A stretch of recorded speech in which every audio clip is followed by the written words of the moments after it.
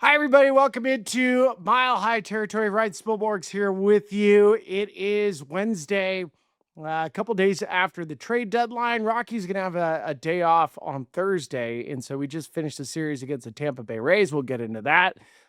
There's some things I want to discuss about the series, including Kevin Cash, and he's a genius. We'll get into some of the trades and a big extension for the Colorado Rockies. So let's start with Monday. So Troy and I did the trade deadline, and obviously there's a lot to go through after you get past that marker. So everybody, August 3rd is the deadline, and it was a pretty active one. A lot of teams that we thought might be buyers didn't do anything. Some teams that we thought might be sellers, they sold. And at the end of the day, some of the players that we thought the Rockies were going to move ended up staying in Colorado, including Hunter Goodman. But let's start with some of the big names that ended up going in, and it was pretty cool to see just the reflection of Antonio Senzatela. So Senzatela gets traded to the Milwaukee Brewers. This ends up being a pretty interesting deal in that the Rockies get a left-handed reliever in Mark Manfredi, and then they get a young shortstop in Juan Martinez. Now, the reason I think it's interesting to trade with the Milwaukee Brewers is that the Brewers for years have been stockpiling athletic, high contact rate athletes and infielders. And in the case of Juan Martinez, that's exactly what he is. He's a low strikeout rate guy who is fast and probably doesn't have a ton of slug in the thump, but meets the mold of the Milwaukee Brewers. And we spoke with Paul DePodesta on Monday, and it was kind of funny, or maybe it was yesterday. It was yesterday. And it was kind of funny. He was like, I think we have a type. And the type is the Tyler Freeman type, the what we're seeing with Cole Carrig, the TJ Rumfield, the high contact, lower strikeout rate, higher walk rate. And in the case of Cole Carrig and TJ Rumfield, even Kyle Karros. I mean, we're talking guys with double-digit walk rates. So yeah, and that's my type too. So I want somebody that walks and strikeouts less than league average and is athletic. And if anything, that the Tampa Bay Rays just showed us is the low strikeout rate, which historically, if you look at the last, 10 years, and you start digging into the teams with the low strikeout rates, think about the Astros with what they did for basically like 8 straight years. They were one of the lowest in baseball in strikeout percentage as an offensive team. I always talk about a strikeout differential, which is such an amazing stat. I haven't looked up this year's leaderboard. I usually do that a little bit later as we get closer to the postseason, because usually if you have the high strikeout differential, so your pitching staff strikes out more than your offense strikes out, it's similar to run differential, but for me, it tells a better story. Run differential can be misleading. Like if there are differentials that I prefer in baseball, like I used to think home run differential is pretty important, and it is for the most part. But you'll have teams out there that are in a playoff position that have less home runs that they've hit versus their opponent, and that's okay. But strikeout differential is really interesting. You almost, in the last decade that I've been tracking it, almost always the postseason teams, especially the ones that go deep in the postseason, their pitching staff strikes out the most, and their offense does not strike out at all. Toronto Blue Jays last year were in the World Series, and they had the largest differential in baseball. So that's something that the Tampa Bay Rays do exceptionally well. And the Rockies ended up, after a 3-game sweep of the Kansas City Royals, they faced the Tampa Bay Rays. And I'll get more into that in a little bit, because there were some aspects about the series that really stuck out for me. So Mark Manfredi, Juan Martinez, Antonio Senzatela, he goes to the Brewers. This is an amazing journey, just because Senzatela has spent 15 years in the Rockies organization. He kind of cut his teeth and grew up. I watched him become a man with the Rockies, getting married, watching his kids grow up. He's got 2 beautiful kids. He lost his mom while he was in the minor leagues, and so you could tell that it was a pretty big loss for the Rockies from a human standpoint. I mean, Kyle Freeland and Antonio are the best of friends. And even if you watched, there might be a video on the internet, and I'll make sure I post it. But when Senzatela was told he was starting to warm up on Monday, he thought he was done. He thought he wasn't going to get traded. And it came down to like the last hour. And so Senzatela's in the outfield playing catch with all his bullpen partners. And he gets told from Warren Schaefer. And as he's walking out, the grounds crew wanted to take a picture with Antonio to say thank you. And the grounds crew, Mark Razum and this group are just like, they're the best. And I know everybody says their grounds crew is the best. Legit, the Rockies ground crew is the best in baseball, especially given the elements that they have to deal with. And now concerts are going to get Noah Khan in a couple of weeks, and just thinking about everything that they do, the altitude, the weather, the dryness, no rain. I mean everything, and for a field that is so immaculate. When you come to Coors Field, Mark Razum and the group does a great job, and they're better people than they are grounds crew people. And so it's cool. Like Antonio Senzatela is spending some time with Mark Razum and his group and saying goodbye. So that gives you kind of a sense of where Antonio and that connection to the organization is. And for Antonio, I mean, I look back, he received a 5-year extension for $50 million. That was an interesting one just because, like, if you really go back to the previous regime and thinking about the money that the Rockies were wanting to spend, it was either John Gray, who ends up signing with the Texas Rangers, and they give it to Antonio Senzatela. It's like they had money burning in their pocket. And this ends up being, at the end of the deal, worth it, but throughout majority of it, not worth the deal. Just because there wasn't a lot of swing and miss, and some of the numbers with Antonio were super inflated. But I get it. I mean, Rockies were trying to reward homegrown talent. And for somebody that had, a bunch of wins early in his career, I didn't think he had the stuff for an extension. And most of the time, like me speaking for myself, I'm not an extension for pitcher guy. Like I'm just not. And specific to the Rockies, I mean, I just look at the historical numbers. I mean, the wear and tear in altitude is far greater than anywhere else. And so as you get older, it makes less and less sense to have an extension candidate when, you can still take a player through arbitration and, leading up to it. I mean, the reality is, the longest you want to hold on to a pitcher in Colorado, if you were going to do the math and the production of it, is probably 5 years.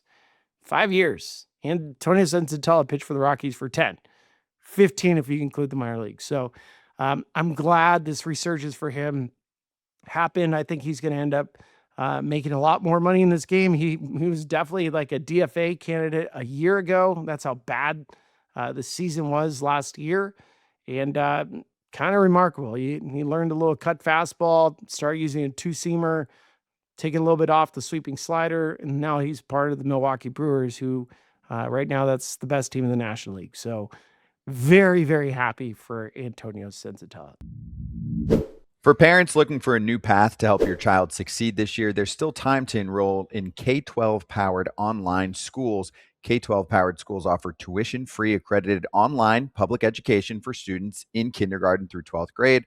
Todd, Father, take it away. Stride is a wonderful option for anybody that's always on the run. I mean, look at myself, from playing baseball to helping out a lot of people. Stride is fantastic for your child to be homeschooled. They will love it no matter what. K-12's dedicated teachers are trained in virtual instruction, and they provide real-time support, all in an online setting that works for your family at home or anywhere that there's internet. If you're on the go, it could be for you. It's not too late to enroll this fall. See how K-12-powered schools can help your child thrive this year and beyond. Enroll online today at k12.com/foul. That's the letter K, the number 12.com/FOUL. K12.com/foul. K-12, serving 3 million students and counting. Let's get into Brenton Doyle. Brenton Doyle goes to the Chicago White Sox. This one makes a lot of sense for both the Rockies and Brenton Doyle. Cole Carrick is your center fielder. I mean, he has been dynamic. He reminds me of Pete Crow Armstrong early on in his career. He still has ways to go, but there's nothing that Cole Carrick can do. I'd like to see him tone down the bat tosses and the F bombs, but that's okay. I kind of enjoy it too. So at the same time, like, this game's really hard. He plays with an edge that has been desperately needed, but it also presented that for the Rockies with Brenton Doyle that it was time. And so he ends up going to the White Sox. Great. And for Brenton, he looked fantastic. We saw him this weekend, and the swing looks good. He's healthy. Happy for him and Rose. That's his wife, and Braylon. And I wish them nothing but the best. Like, they are one of my favorite Rockies of all time. And Brenton Doyle, by the way, nobody will ever play center field in Colorado better than Brenton Doyle. Like, fact. That is the best center fielder you'll ever see in a Rockies uniform. The best. It's not even up for debate. Like, you can debate me on it, and I'll just show you highlights. You can debate me on it, show me highlights, I'll show you stats. Brenton Doyle, by far the best. I mean, his routes, the athleticism, and he also had an air of a daredevil in him where he was willing to run in the wall. He's willing to smash into things. He was electric. But here's my but. And I used to talk about this last year when it comes to how I view certain aspects of the Rockies. You just heard me talk about pitching. The wear and tear on a pitcher in Colorado is accelerated. It just is because of the altitude. It's also a mental grind for these guys. And if you ignore that and you're like, no, Spilly, it's not, get out of here. I'm telling you, we've seen year after year after year after year of this happening. The same way I look at pitching, that there's a shelf life for a pitcher at Coors Field, and I think it's 5 years. Shelf life for a center fielder at Coors Field is about 3. Like, legit. It's 3 years. Again, you're looking at the biggest outfield in baseball. It used to be Kauffman Stadium until this year when they moved the fences in. Now it's officially Colorado. And most people would never have gotten that one. And I used to never get that one. But I'm also a baseball moron and didn't really think about it. But when you look at Kauffman Stadium and match it up with the outfield of Colorado, Kauffman Stadium by square feet was bigger than Colorado. So Colorado for a bunch of years was actually the second largest outfield. And people would probably go like, what? So yeah, that is true. And for the altitude on your body with the wear and tear, that's why I say it's 3 years for an outfielder. And go back, Dexter Fowler, really good first couple years. And then as you slow down, because as you get older, you don't get faster. You don't get faster. And with Colorado specifically, it's more important now as we dig into outfield metrics, like what makes a good outfielder, it's reaction time. So reaction time is number one, most important. Number two is going to be speed. So how much can you cover? How fast are you? And number three is going to be route efficiency. So if you have incredible reaction time like Pete Crow Armstrong, and you're really fast like Pete Crow Armstrong or Brenton Doyle, and then you have the elite route running abilities where you can go to a spot, you see the ball off the bat, and you run to a spot. That makes you an elite defender. Pete Crow Armstrong's at, I think right now, plus 22 outs above average in center field, playing in Wrigley Field. He's an elite defender. Could have been a Rocky. For Trevor Story. That was the rumor. But even PCA, if he was a Rocky, would not be in center field for more than 3 years. It wears on you. And I experienced it. Brenton Doyle experienced it. What year did he get hurt? Oh yeah. It's the third year. So it just happens. So in my perfect world, in my fake, front office Spilly GM, you are constantly looking at young players, younger. You don't want a 30-year-old center fielder. See what happened to Charlie Blackmon. Charlie Blackmon was raked through the coals as he got older by those defensive metrics. And some of them are fair. Some of them are completely unfair. But it is true. Like optically, as you watch an older center fielder at Coors Field, they're completely exposed. Even guys like I saw Jim Edmonds and Andrew Jones play center field at Coors Field as they got older. No chance. They just did not have it because the wear and tear, the distance, how big the outfield is, and then the necessary, being able to have some speed to catch up to those fly balls. So Cole Carrick right now, younger, more dynamic hitter than Brenton Doyle. So Doyle becomes expendable, but at the same time, you got some value for Brenton Doyle. So you got a 2-time Gold Glover who now goes to Chicago, and he's in a lineup that thumps. That's a really good White Sox team. That's where I'm hoping the Rockies are a year from now. They end up getting a starting pitcher in Mason Adams and Carlos Velma, who is basically a 16-year-old catcher. Or no, that's not the one. Velma is young, but he's not 16 years old. I have that one for a later trade. But yeah, I mean, the deal that the Rockies got in return for Brenton Doyle ends up being a nice move because he wasn't going to be playing for the Rockies because you have Cole Carrick and you have other guys. So, Jake McCarthy and all that stuff. So, and then you have, of course, the trade of Victor Vodnik. And this one was a little bit surprising, but at the same time, not really.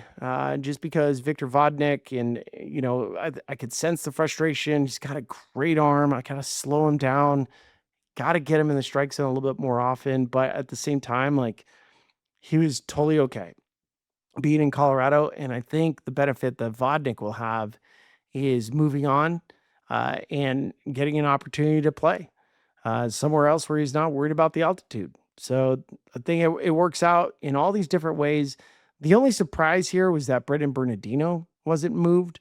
And Sugano-san, Tomoyuki Sugano. Those are the only surprises for me, which leads us to the extension talk. So Mickey Moniak, who we've had this, I believe we had a pod where we were focused on Mickey Moniak, and he has found a home in Colorado. The trade value, I believe, was down. So what I think happened with Moniak is, his lefty-righty platoon splits were a little bit of an issue. His home road splits between Colorado and being on the road was a little bit of a red flag. And so the value for Mickey Moniak, I think, was a lot lower than what the Rockies were expecting. And so what that leads to is his value in Colorado is worth it. So the Rockies, they extend him 2 years, $16 million. That is easy peasy. He's not even 30 years old. And this one makes a world of sense because it's a 2-year contract. There is no reason, and there's no such thing as a bad 2-year deal. Like legit, look around the league. Find me a 2-year deal where you're like, Spilly, that's the worst deal I've ever seen. Okay, I'll show you a good deal. If you find me a 2-year contract, 2-year deal, I'll show you a great deal.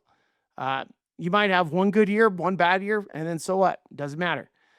So Moniac next year was last year of arbitration. So they buy out arbitration and then they get a bit of a discount in free agency. Perfect.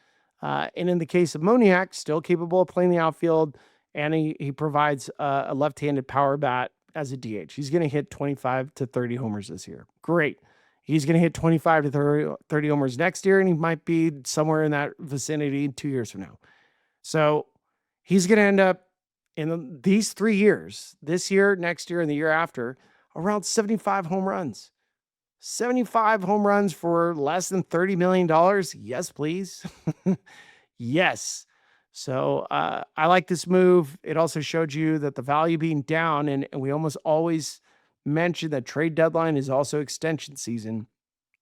Guys that are, thinking about getting traded, or organizations that are looking to trade a guy, and then they realize, I was like, we kind of like him.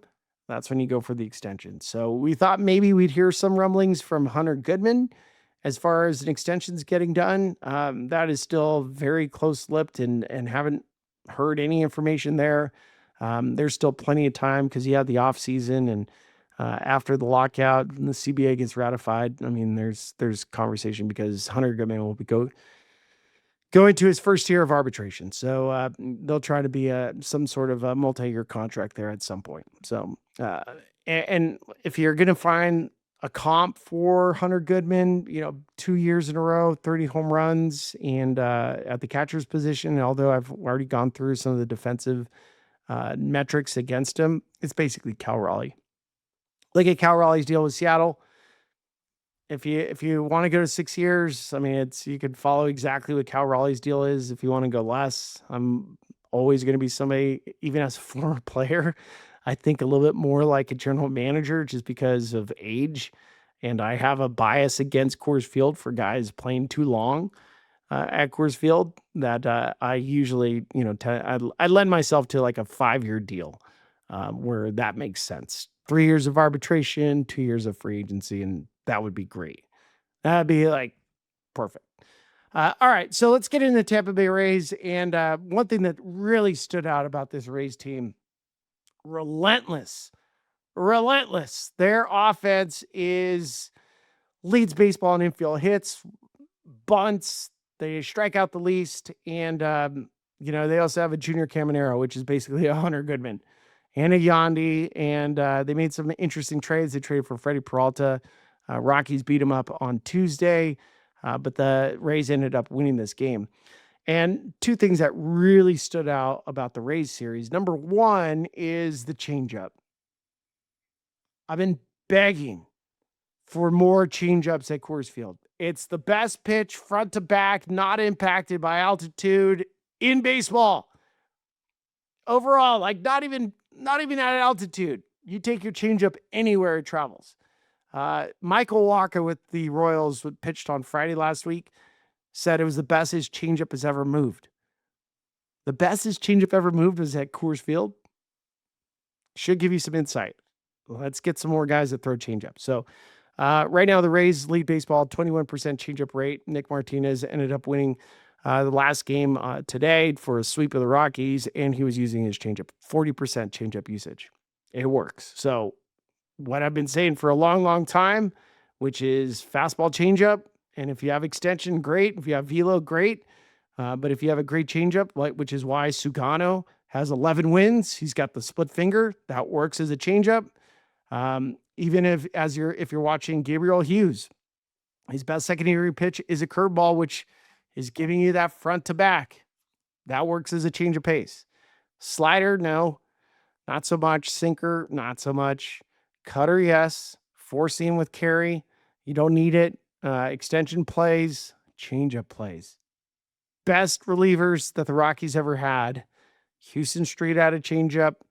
Rafi Bencourt had an unbelievable changeup. So, and Brian Fuentes, changeup. That's why I said it. And like I experienced this stuff. All right, let me get into probably my favorite managerial decisions I've seen in a long time. Long time. Kevin Cash on Tuesday. Rockies go extra innings. They had a 2-run lead in the 9th inning. They lose it. Jordan Romano ends up blowing the save. So you get to the top of the 10th inning. Rockies get out of it. Jimmy Herget finally found his slider. Great. He actually let out a pretty loud roar, too, as he got off the mound. So that was good. So it's nice to see Jimmy getting some success. But you go to the bottom of the 10th inning, and I'll set this up. Runners at second base. That's the ghost runner, the Manfred runner. And Kevin Cash, nobody out. He decides based on where the lineup was. And that ghost runner was Jake McCarthy. So the Rockies' fastest runner. Leadoff hitter Jake McCarthy made the last out in the bottom of the 9th. They walk Cole Carrig. So they take the bat out of Cole Carrig's hand. And then you have Tyler Freeman, who was in the game and was going to bunt. So first and second, nobody out. Kevin Cash walks Cole Carrig, takes the bat out of Carrig's hand. So base hit won't beat him. So he's going to force the Rockies to now execute, which is great. This is how, like, if you're going to do it, this is how you do it. So if the Rays scored in the top of the 10th, I'm not sure if this is the same strategy. So there's some game state stuff here. So Kevin Cash Now he forces the Rockies to bunt. Tyler Freeman gets the bunt down. So now it's second and third, 1 out. And now Kevin Cash goes to his bullpen and he pulls out Garrett Clevenger. Clevenger's left-handed. Hunter Goodman's right-handed, who's coming up to hit. And I was joking with Drew because Drew was like, oh, they're going to walk Hunter Goodman. I was like, no, they're not. No, they're not. Watch. And he was like, no. They're totally going to walk Hunter Goodman. I was like, no, they're not. Watch. So here comes Garrett Clevenger. The reason why I didn't think they were going to walk him was because he had reverse split. So very good against righties, not as good against lefties. On deck after Hunter Goodman was TJ Rumfield. So if you were to go walk Hunter Goodman, you would end up having to pitch to TJ Rumfield, who has a walk in him, doesn't strike out, ball in play, with the bases loaded, 1 out. So Kevin Cash elects to throw to Hunter Goodman. And Garrett Clevenger gets Hunter Goodman to fly out weakly to right field. So now it's 2 outs. 2 outs. You talk about the gonads on Kevin Cash for that one. You got a 2-time All-Star guy that has 33 home runs, and you're going to match him up second and third, 1 out with Garrett Clevenger, a lefty. Yep. That took stones. And then he faces TJ Rumfield. Rumfield flies out. And then the Rays score in the top of the 11th, 2 runs. Rockies lose with a 2-run lead in the bottom of the 9th, or in the top of the 9th. That is one of the most gangster moves I've ever seen from a manager at Coors Field. I mean, that was wild. So good job by Kevin Cash. Learning lesson for the Rockies. I know Warren Schaefer saw that, admired it too. He's like, man, that was some pretty good managing right there. So Kevin Cash, longest tenured manager in baseball, 12 years. He's 48 years old, and he's less than 40 wins away from 1,000. He's legit. So great week so far. Thinking about the trade deadline, draft, and everything that the Rockies have gone through in the last couple of weeks. So unfortunate that they had the sweep of the Tampa Bay Rays, but they were right there with them. But they still have a ways to go. So, and it's always good to see a team like the Rays come to Coors Field, sweep you, and show you how they did it. They did it with changeups, contact, and some crazy managerial decisions, which feels within the realm of possibilities that the Rockies could do. So that made me feel good. I was like, see that, do that. That blueprint works. Same with Milwaukee. So there you go. That'll do it for us today on Mile High Territory. You can send any of your questions to me at SpillyGoat19, and Troy and I will be back at it on Friday.